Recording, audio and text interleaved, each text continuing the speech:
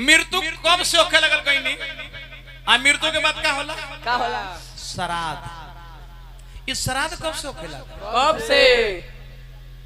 आखिर गुरुजी आप पूरा परिवार मिलकर इतना खर्चा क्यों किए? क्यों? माँ तो मरी गई, हाँ फिर भी इतना खर्चा क्यों लोग दुनिया में श्राद्ध करते हैं? क्यों? इस श्राद्ध करने से फायदा क्या है? क्या है? इस श्राद्ध सृष्टि पर किसने शुरुआत किया? किसने? और क्यों किए जाते हैं? क्यों? कारण है महाभारत से कहानी यह मिली। दत्तात्रेय जी के नाम रहे, दत्तात्रेय के पुत्र के नाम रहे निमि। देखिए सृष्टि पर श्राद्ध की उत्पत्ति कहां से भई? दत्तात्रेय जी के पुत्र के नाम रहे निमि और निमि के पुत्र के नाम रहे श्रीमान। श्रीमान सात्विक प्रवृत्ति का लड़का था और जंगल में जाता है तपस्या करने। अचानक घटना घट जाता है। क्या घटता है?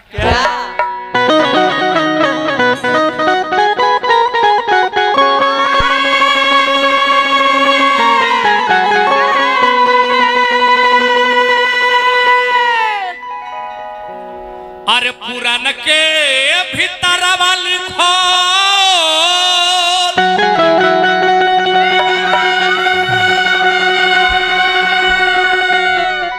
आर पनवा की ऊपरवा ए राम छोड़ी के घरवा ना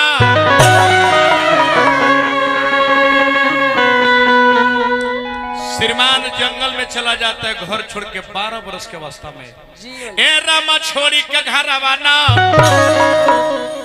तो कोयले जंगल के पयानवा ओ रामा छोड़ी के घर आवाना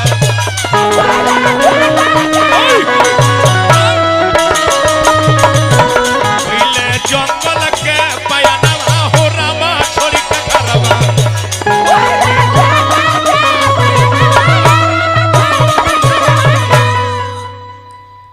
मारी के या सनवा श्रीमान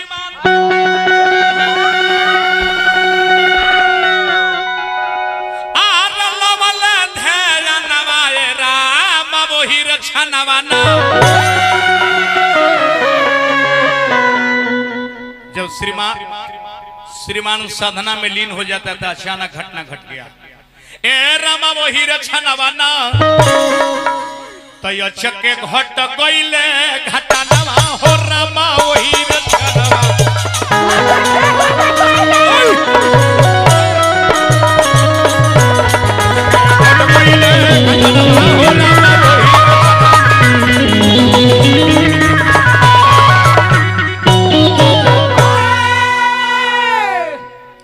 अचानक श्रीमान की मृत्यु हो गई। हाँ बैठ जा बच्चा, बैठो तू। अचानक श्रीमान मर गया। हाँ ये बात के नारद जी जाके कहने निमि से क्या? आपका पुत्र मर गया। हाँ जब निमि सुन लिया जब निमि सुन लिया बात के हाँ तो लगनी छाती फाड़ के रो गए। अपना धर्म पत्नी से कहता है प्राणेश्वरी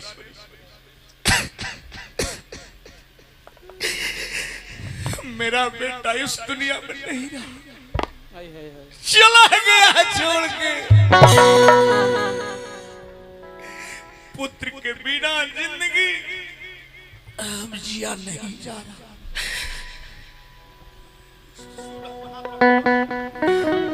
आरय चके में उड़ी रह गई आरय चके में उड़ी रह गई अरे तोता नरे सुंदर अरे सुगवा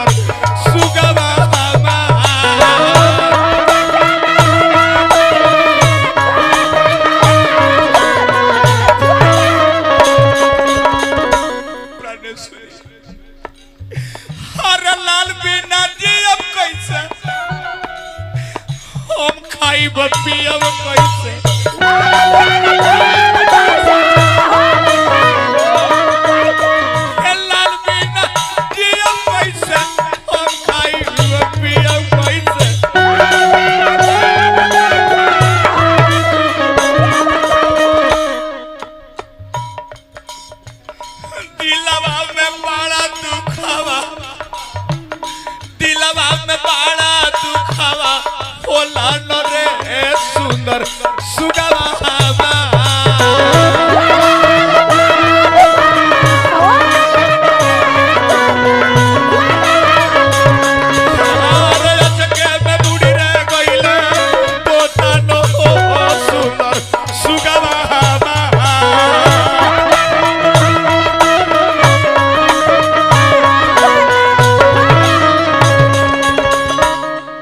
बहुत बहुत पुरस्कार वंदन अभिनंदन स्वागत भाई प्रसंग पर।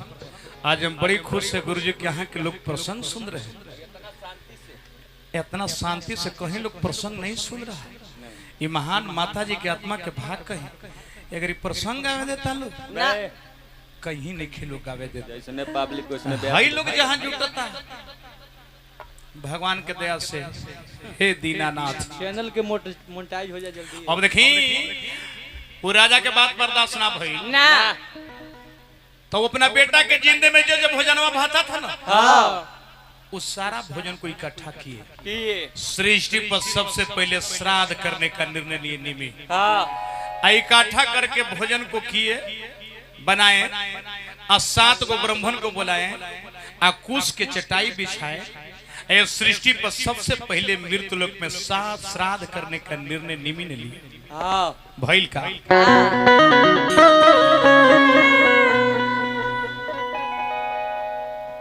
गुडू एंड पप्पू परिवार दोनों भाई की ओर से पुरस्कार वंदन अभिनंदन स्वागत बा। माता जी की महान आत्मा के शांति मिले अगना के भाग दूरा के सुहाग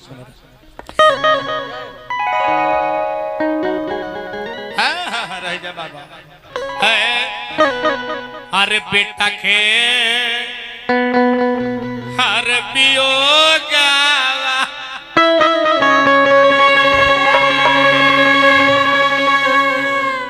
हरे साले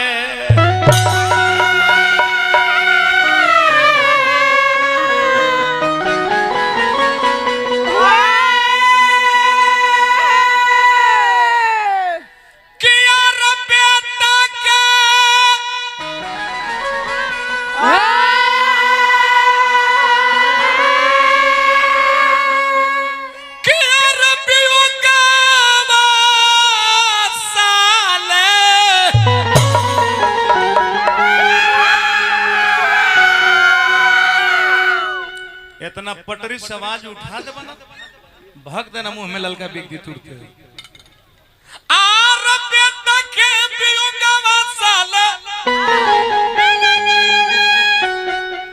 आर हिया के भीतरावा तो श्राद्ध के विचारवा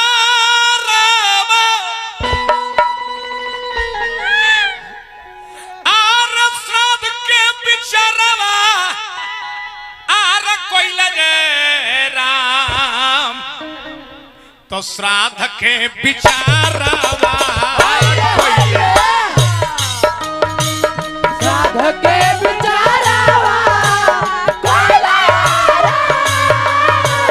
श्राद्ध के विचारवा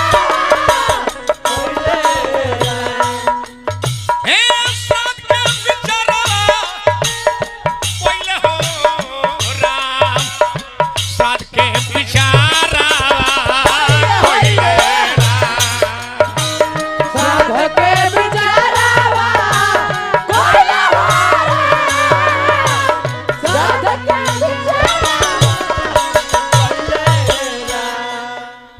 माता जी के सबसे छोट पुत्र वंदन अभिनंदन स्वागत बा भैया।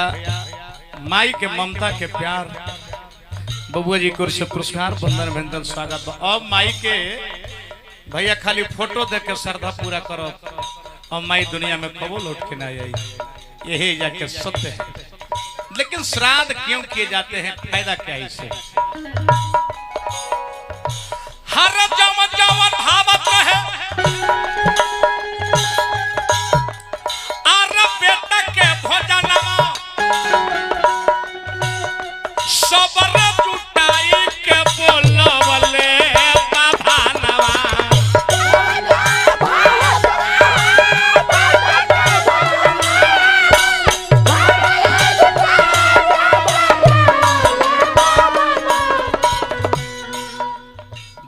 बना के जो लड़का के मन भाता था जिंदा में वो भजनवा बुला के इकट्ठा करके बनैले और 7 गो ब्राह्मण बुलैले आर जवन जवन भावत रहे बेटा के भोजनवा आर सबरे जुटाई के बोलावले भानवा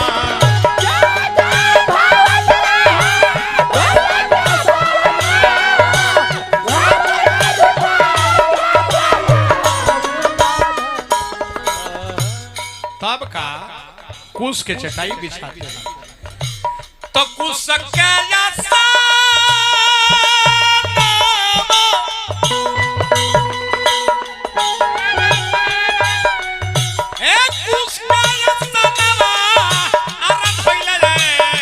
राम श्राद्ध के बिचारावा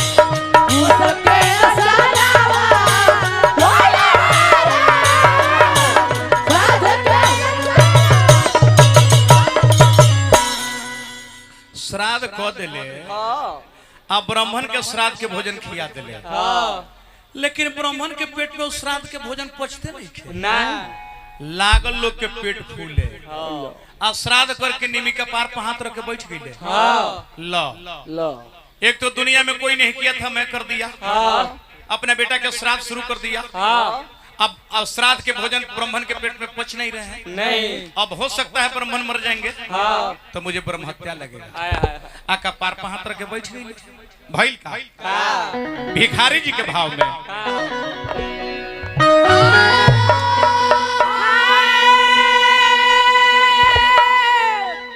कि यार फोकर फोन में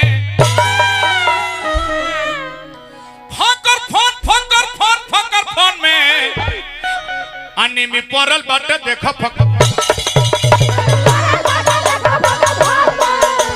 पड़ल बाटे देखो फकर फोन में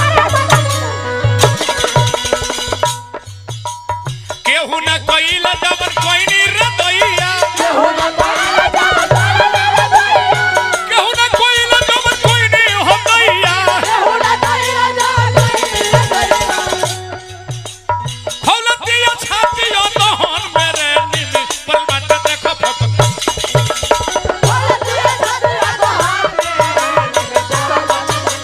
अरे खौलतिया छातिया तहन मेरे निमी पर बाटे देखो फकर निमी पर बाटे देखो फकर चल निमी पर बाटे देखो फकर चल निमी पर बाटे देखो फकर बोल में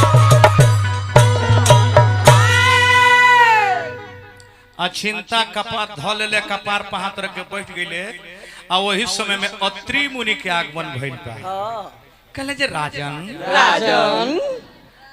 आपका शरीर पर चिंता के लकीर बहुत बहुत पुरस्कार भंजी की ओर से वंदन अभिनंदन स्वागत आजीवन पद प्रतिष्ठा यही कामना करो कहले राजन गोड़ लगनी ये अगना के भाग द्वारा के सुहाग बना रहे यही हम कामना करो राजन आपका लीलार पर चिंता के लकीर है अत्रि मुनि कहते रहे कहले कि हाँ राजन ये दुनिया में कोई नहीं किया था मैं कर डाला ऐसे तो गुरुजी हम परिवार देखनी बाकी इतना शिष्टाचार परिवार ना देखनी गोड़ लगनी है आशीर्वाद के प्रतीक्षा यही मतलब बा लजा बुढ़ा लजा वंदन अभिनंदन स्वागत बा ये अगना के भाग द्वारा के सुहाग बना रहे अब अत्रि मुनि कहते कि राजन आपका लीलार पर चिंता के लकीर है कहले कि जी बाबा दुनिया में कोई नहीं किया था, अपना बेटा के मरणोपरांत में श्राद्ध कर दिया। हाँ श्राद्ध करके ब्राह्मण को खिया दिया, उसका पेट में पचे नहीं रहा है। नहीं। हो सकता है ब्राह्मण मर जाएंगे। हाँ एक तो मेरा बेटा मर गया, हाँ दूसरे ब्राह्मण मर जाएंगे तो ब्रह्म हत्या लगेगा। हाँ कहले अत्रि मुनि की नहीं राजन, नहीं आपने जो किया है बहुत बढ़िया किया है, हाँ लेकिन करने का ढंग आपका गलत है। हाँ श्राद्ध के पहला भोजन अग्नि को दिया जाएगा। हाँ सरपंच साहब हमारी बात पर ध्यान दें। श्राद्ध के पहला भोजन अग्नि को दिया जाएगा। ये जो श्राद्ध के पहला भोजन अग्नि में डाल लो, श्राद्ध के पहला भोजन अग्नि को दिया जाएगा। हाँ दूसरा भोजन पूर्व क्षेत्र में रखा जाएगा। हाँ तीसरा भोजन ब्राह्मण को खिलाया जाएगा। हाँ चौथा भोजन पंच लोग खाएंगे, श्राद्ध के पेट में अन्न पचेंगे। आपने जो किया है बहुत बढ़िया किया, फिर से किया जाए। वो लड़का आत्मा भटक रहा है, लड़का का उसका जगह नहीं मिल रहा, श्राद्ध कीजिए। हाँ अब फिर अइले भोजन बनैले, ब्राह्मण के बोलैले, कुश के चटाई बिछैले। अब पहला भोजन अग्नि के दान दे दिले, दूसरा भोजन कुरुक्षेत्र में रख दिले, तीसरा भोजन जाके धर दिले, तीसरा भोजन ब्राह्मण के खिला दिले। सबके पेट में अन्न पच गई और उसी दिन से श्राद्ध की उत्पत्ति हुआ और उसका बेटा प्रेतात्मा बन के भटक रहा था। सरपंच साहब, उसी दिन प्रेतात्मा को भगवान के शरण में सदा के लिए जगह मिल गया। उसी दिन से सृष्टि पर श्राद्ध की उत्पत्ति हुआ। श्राद्ध करते लोग आत्मा के शांति के लिए। बोलिए माता जी के महान आत्मा की जय। अब एगो हम लेदारी गाई न।